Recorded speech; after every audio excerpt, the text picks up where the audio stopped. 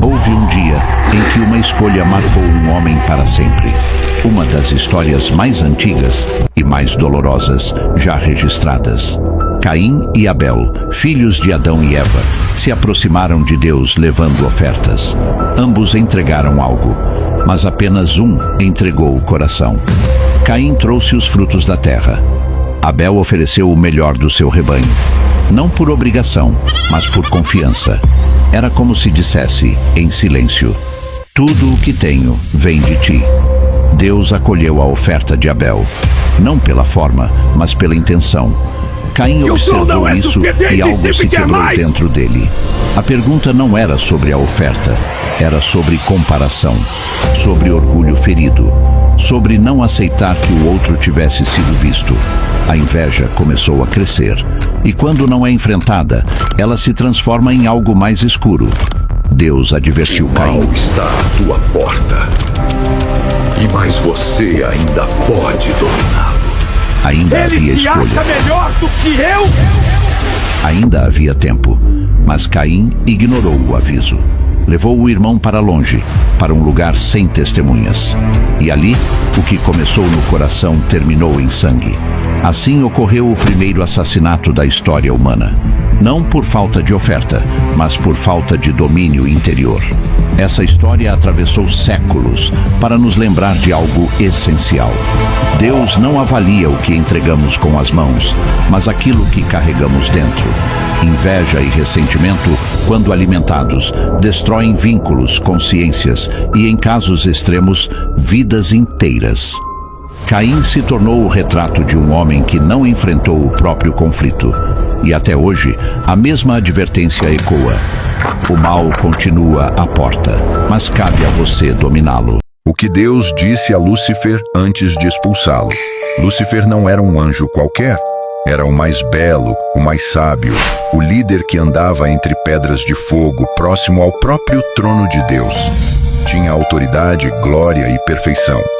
Mas em seu coração nasceu um desejo proibido, a adoração que pertence somente ao Criador. Lúcifer não queria ser um servo, queria ser Deus. Desejou subir ao trono eterno, e com esse pensamento a rebelião começou. Mas antes de cair, Deus o confrontou com amor. Disse-lhe: volta-te para a verdade. Submete-te à luz. Teu destino ainda pode mudar. O impactante não foi apenas a sua queda, mas o fato de Lúcifer ter ouvido a voz de Deus e a rejeitado.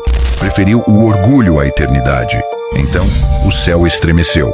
Miguel se levantou com os fiéis e uma guerra explodiu nos céus. Lúcifer foi derrotado e, como um raio em chamas, caiu junto aos anjos que o seguiram. Deus não o destruiu de imediato. Por quê?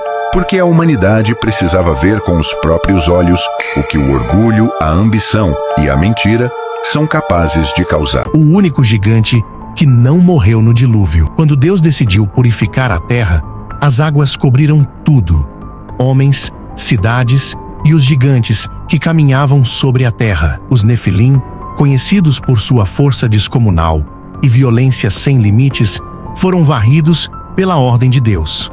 Mas a Bíblia deixa um detalhe inquietante. Após o dilúvio, os gigantes voltaram a aparecer. Séculos depois, um deles se levantou contra o povo de Deus, alto como uma torre, temido por exércitos inteiros. Seu nome? Golias. A Escritura diz que ele era descendente dos gigantes, uma linhagem que de alguma forma sobreviveu ao juízo das águas. Enquanto todos tremiam diante dele, um jovem pastor se aproximou, sem armadura, sem espada, apenas com fé. Golias confiava em sua força. Davi confiava no Deus vivo. E naquele dia, não foi o gigante que venceu, porque não importa quão grande seja o inimigo, quando Deus está à frente da batalha, nenhum gigante permanece em pé. O dia em que Deus enviou um exército de anjos para proteger o seu profeta.